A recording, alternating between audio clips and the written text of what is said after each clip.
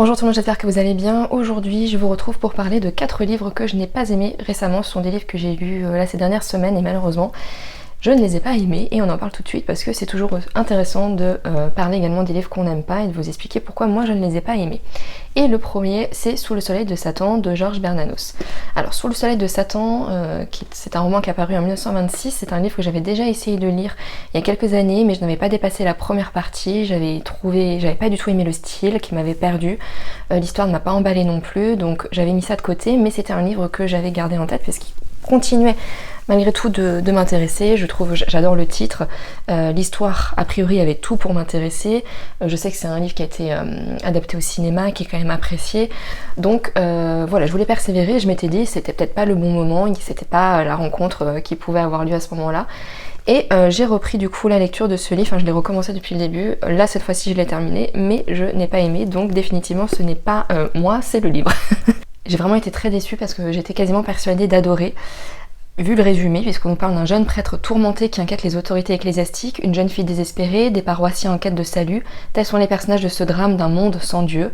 Franchement, ça donne envie. La question du mal et les combats idéologiques sont étroitement mêlés. Sous le soleil de Satan est l'un des plus grands romans de la Première Guerre mondiale. L'affrontement entre les corps se métamorphose ici en affrontement entre les âmes. Bon, avec un résumé comme ça, franchement, la barre était assez haut. Au niveau de l'histoire, le roman est divisé en 3 parties. Dans la première partie, on suit l'histoire de Mouchette, qui est une adolescente de 16 ans, qui va être la victime en fait d'un scandale, d'un scandale, d'une affaire de mœurs, on va dire ça comme ça. Je vais essayer de rester floue. Scandale qui va la mener à commettre un certain acte, voilà. Dans la deuxième partie, on va rencontrer le personnage principal de ce livre, qui est le curé, l'abbé, le prêtre, je ne sais jamais la hiérarchie, le statut exact, le prêtre d'Onissan, qui est donc le personnage principal de ce livre, qui est un jeune religieux, fervent, austère, assez rigide, qui se sent investi d'une mission, celle évidemment de sauver toutes les âmes de cette nouvelle paroisse dans laquelle il va être affecté, et qui semble un petit peu déserter le monde de la foi. Et voilà, il va s'investir de cette mission-là. On suit un personnage qui est tourmenté. Et puis dans la troisième partie, on est des années plus tard et on va voir si ce personnage a réussi sa mission ou pas. Parce qu'il est en fin de carrière et il est au bout aussi de ses combats plutôt personnels, puisque c'est un personnage qui va combattre ses propres démons, en plus de vouloir combattre ceux des autres. Alors dit comme ça, encore une fois, ça a l'air génial. En tout cas, moi, c'est vraiment des thématiques que j'adore. Mais malheureusement, en fait, je me demande comment avec des thématiques pareilles et un personnage pareil, on a pu faire un livre aussi peu motivant, si peu engageant, aussi plat. Il manquait vraiment de relief. Et pourtant, il y a des scènes qui auraient pu être extraordinaires. Il y a quand même une rencontre avec le diable, mais c'est la rencontre avec le diable la plus nulle que j'ai lue en littérature, et pourtant je suis pas très exigeante à ce niveau-là, parce que je trouve que c'est en général des scènes qui sont facilement intéressantes et engageantes. Là, pas du tout. Quand j'ai réalisé qu'en fait ce qui était en train de se passer, c'était une rencontre avec le diable, c'était nul.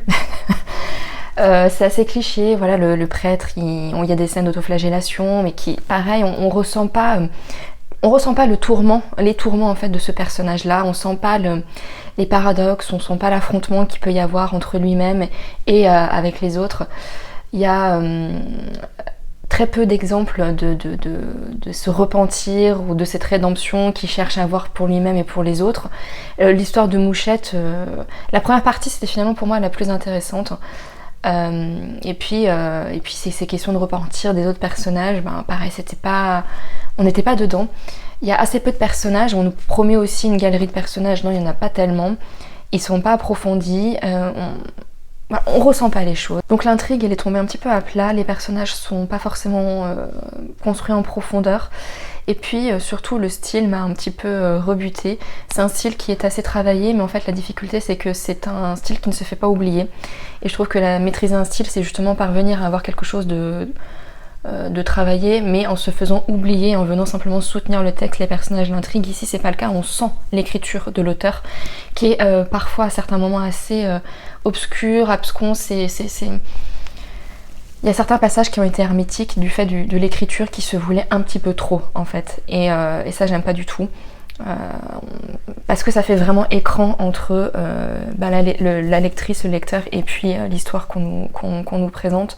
Donc déjà que l'intrigue n'était pas très engageante, enfin en tout cas de la façon dont elle était présentée et construite, mais en plus avec ce style-là qui rendait les choses parfois assez obscures et hermétiques, bon bah voilà, ça n'allait pas du tout pour moi. Je voulais vraiment adorer ce livre et je pensais sincèrement adorer ce livre, j'y allais vraiment de manière très positive et du coup la déception n'en est que plus grande. Et ni l'intrigue, ni les personnages, ni le style ne m'ont convaincue et je comprends pas comment on peut passer à côté en fait d'une telle histoire quand on est Bernanos, enfin peu importe quand on est un auteur et qu'on a ces éléments là et qu'on n'arrive pas à en faire quelque chose d'exaltant quoi en fait. Vraiment très déçue. J'ai pas vu l'adaptation en film, honnêtement après le livre j'avais pas spécialement envie de regarder le film. Mais voilà, je sais que c'est un livre qui est très apprécié, donc n'hésitez pas à me dire si vous l'avez lu, ce que vous en avez pensé, si vous avez un avis similaire ou divergent au mien, je serais très curieuse de savoir ce que vous avez pensé de Sous le soleil de Satan.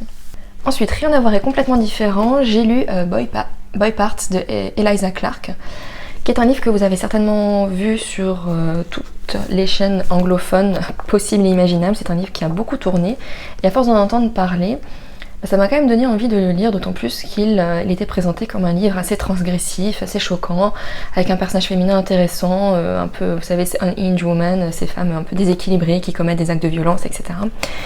Donc, j'ai eu envie de le tenter et j'ai détesté, j'ai eu beaucoup de mal à le finir parce que c'était, désolé, mais chiant à mourir. Au niveau de l'histoire, on suit une jeune femme qui est artiste, qui est photographe plus précisément, et qui prend des photos uniquement de jeunes hommes qu'elle va aborder de manière un petit peu comme une prédatrice. Elle va les repérer dans son travail, dans la rue, elle va aller les approcher pour lui demander d'être ses modèles. Donc elle photographie essentiellement de jeunes garçons dans des positions, des postures ou des cadres un petit peu particuliers. Voilà, je vous en dis pas plus, même si on imagine à peu près de quoi il s'agit. Et on se doute très rapidement que la bizarrerie un petit peu de cet artiste va au-delà du cadre de ses photos et que la jeune femme n'est pas très saine dans sa tête. Je pense qu'il y a deux choses dans ce livre. Il y a effectivement le fait que finalement ce ne soit pas un livre pour moi parce que c'est un livre très contemporain. Dans l'histoire, dans le style d'écriture, dans la façon de traiter les personnages et l'intrigue, et ce qui est quelque chose que moi je n'apprécie pas. Alors je le savais en allant dans le livre qu'il était publié récemment, je savais à quoi m'attendre, mais au final effectivement c'est pas pour moi, même s'il y a quand même des romans très contemporains que j'ai malgré tout appréciés, donc c'est pas non plus disqualifiant par principe. Mais l'écriture est abominable, c'est verbal, il n'y a aucun style, il y a l'insertion dans le texte de SMS, de mail, alors moi vraiment ça me sort complètement du récit, même si je sais que c'est quelque chose qui est assez courant maintenant dans la littérature. Ça c'est une affaire de goût, mais moi quand il y a des éléments dans le récit qui me rappellent trop le monde dans lequel moi je vis, ça me sort complètement du récit et j'ai du mal à apprécier.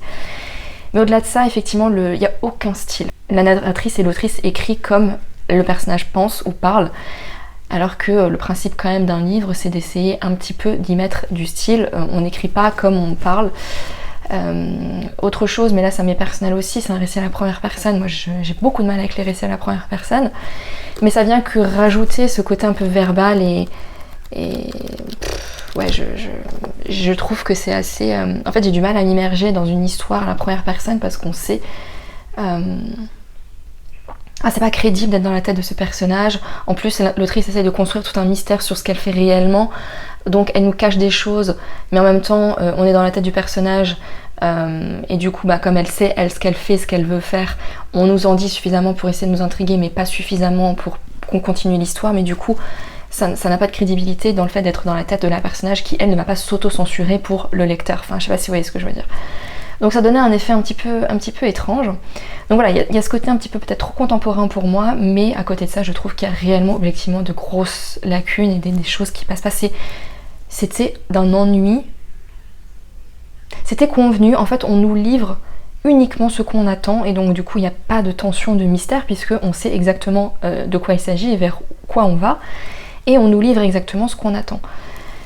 Après, en soi, c'est pas un défaut, mais à côté de ça, du coup, il faut essayer de construire des personnages, une écriture ou une intrigue d'une manière un petit peu plus motivante et intéressante que pour que l'intérêt du livre ne réside pas dans la révélation finale en fait. Et ça on n'avait pas. Et en plus je trouve que ces récits qui se veulent maintenant très transgressifs et un petit peu choquants ne le sont pas du tout, parce que finalement ce qui est transgressif, ce qui est censé être transgressif et choquant dans ce récit, c'est que cette jeune femme elle boit tout le temps de l'alcool à outrance, elle se drogue, elle prend toutes les drogues possibles, imaginables, et elle commet des actes de violence. Franchement, 3 choses, alcool, drogue et violence, qui aujourd'hui sont assez... enfin, je veux dire, ça ne choque plus, ce n'est plus transgressif, c'est pas ça qui est transgressif aujourd'hui.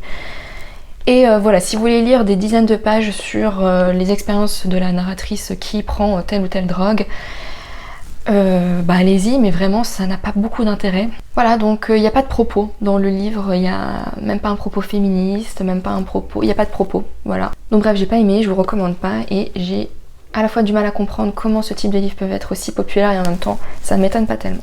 Ensuite, encore une fois très différent, je voulais retourner à un auteur que j'apprécie d'habitude énormément, il s'agit de Moyane. J'ai eu envie de lire 41 coups de canon, qui était je crois le seul livre dans ma bibliothèque qui me restait de lui. Et là aussi j'étais persuadée d'aimer au vu du résumé de la thématique, et en fait j'ai lu les 100 dernières pages en diagonale, je n'en pouvais plus, c'était long, répétitif et ennuyeux. Dans 41 coups de canon, on suit un récit qui est divisé en 41 chapitres qui alternent les points de vue, mais d'un même personnage, sauf à des époques différentes de sa vie. On suit donc notre personnage principal qui est un enfant dans certains chapitres et qui va nous raconter la vie de son village natal, et plus précisément la relation entre ses parents, qui est une relation assez conflictuelle puisque le père est parti avec la maîtresse. Et on va surtout aussi suivre l'obsession de ce jeune garçon pour la consommation de viande. On sent que c'est un garçon gourmand, assez glouton, dont la faim ne se rassasie jamais. Et tout autour de lui, il a vraiment cette obsession pour manger de la viande, à laquelle il n'a pas vraiment accès puisqu'ils sont assez pauvres dans sa famille. Et puis il y a d'autres chapitres où on le suit, lui, une fois qu'il est adulte, il est devant un moine, il souhaite devenir disciple de ce moine, et il va lui raconter justement le récit qu'on en suit dans les autres chapitres, un petit peu sa vie. Et en même temps, on va avoir accès à des formes de récits hallucinés de ce garçon dans lesquels il y a une fête de la viande qui est en train de se préparer. On a évidemment ce lien qui est fait entre la consommation de la viande, le fait de ne jamais réussir à se rassasier, donc toujours vouloir plus, avec le fait que les hommes dans ce récit vont être la chair à canon. Il y a un petit peu un contexte politique particulier, de conflit avec le Japon.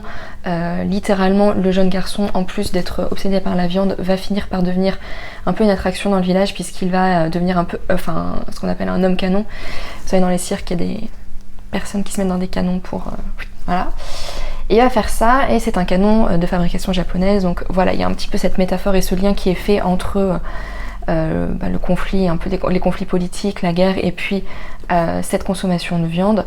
C'est pas très bien fait, c'est pas très bien exploité, c'est pas suffisant, je trouve, dans la façon dont c'est fait. Bon, d'ailleurs, c'est ce qui est écrit dans le résumé, on dit que Moyane fait revivre l'histoire de son bourg natal, le village des bouchers, enfant viande, enfant canon. L'UO nous emporte dans un tourbillon d'images et de mots, de souvenirs épars où le surnaturel se mêle à la gloutonnerie. Ce qui m'a fait décrocher du récit à arriver à plus de la moitié, c'est qu'en fait il se passait pas grand chose, que c'est un récit qui est assez répétitif. On passe 400 pages à nous parler toujours de la même histoire, de la séparation des parents, du fait que le garçon a faim et qu'il veut de la viande, que sa mère lui en donne pas. Et dans les autres chapitres on prépare cette fête de la viande, donc ça n'avance pas, et c'est un petit peu écrit comme de façon épisodique plutôt que comme une réelle évolution du village, de l'histoire de ce garçon. Donc ça n'avançait pas. Alors ça peut avoir aussi un sens dans le récit, mais du coup on n'a pas obligé de faire 700 pages là-dessus. Et voilà, l'ennui s'est installé. D'autant plus que là j'ai pas retrouvé l'écriture que j'ai appréciée dans d'autres œuvres de Moyane. Alors je trouve que c'est assez inégal du coup ce qu'il a pu faire. Il y a vraiment des récits que j'ai beaucoup moins appréciés, des récits que j'ai adorés, où il y a beaucoup plus de poésie, où en fait ce que j'apprécie en général chez Moyane, c'est le fait que se côtoient des passages extrêmement poétiques et le prosaïque, le vulgaire, qui donne un effet que moi j'apprécie, et là il n'y avait pas ça dans ce récit-là. J'ai été déçue aussi de voir que cette thématique un peu de la gloutonnerie et de cette consommation de viande n'était pas assez exploitée à mon sens. On a juste ce garçon qui a faim et point. Je trouve qu'il aurait pu y avoir autre chose, et voilà, qu'on aurait pu aller plus loin là-dessus. Et puis pour moi ça manquait de dimension d'un point de vue je sais pas, politique, philosophique. Voilà, le propos était là, mais c'était juste un peu servi sur un plateau, on a compris et puis ça va pas plus loin. C'est quand même long, c'est un livre qui est long, on aurait pu exploiter les choses de manière beaucoup plus approfondie ou alors faire quelque chose de beaucoup plus court. Mais là non, en plus vraiment c'est des pavés, hein. Enfin c'est un récit qui est assez peu aéré et très répétitif. Donc voilà, bref, j'ai pas vraiment apprécié, je me suis ennuyée malheureusement. Donc Moyane, c'est assez inégal finalement, je me rends compte maintenant. Autant j'ai adoré le Supplice du Santal ou Bossin Belfès, que j'ai trouvé tous les deux incroyables, autant il y en a d'autres beaucoup moins, donc voilà. Et on va finir, mais en restant en Chine, avec un roman cette fois d'une femme, d'une autrice, Un paradis de Qi Yisheng, qui est un récit contemporain qui est apparu en 2016.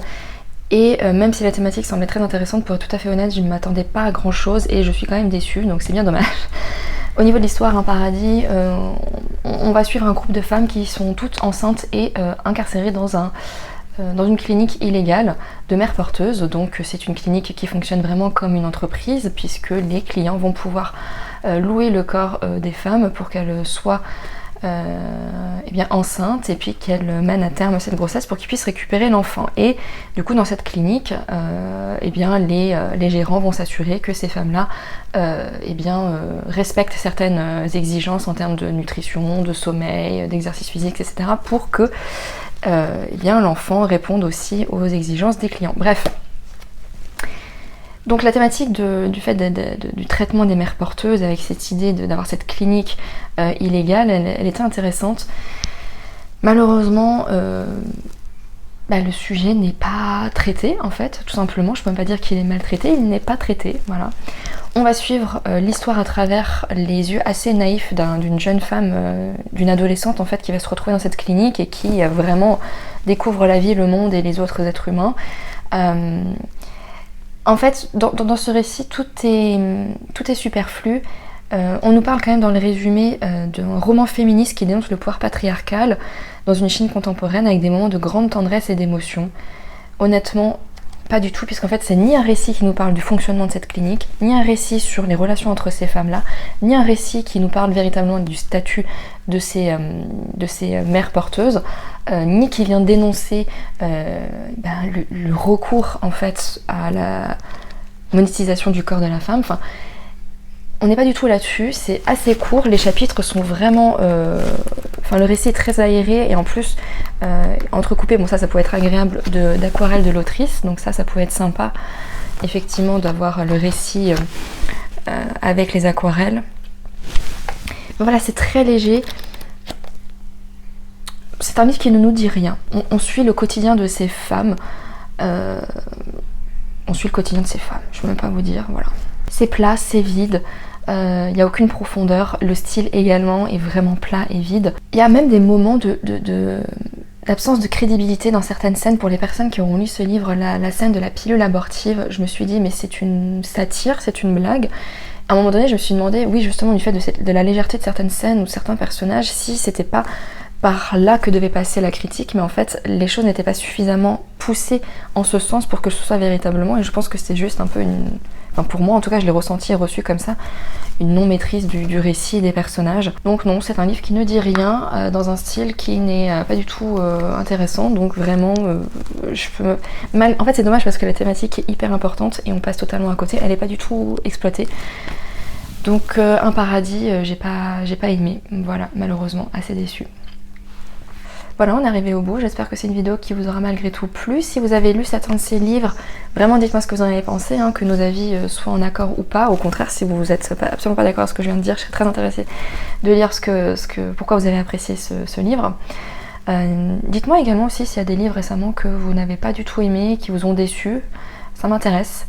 Et voilà, moi je vous laisse ici, je vous remercie d'avoir regardé la vidéo jusqu'au bout et je vous retrouve bientôt dans une prochaine vidéo. Et en attendant, je vous souhaite de faire de très belles lectures.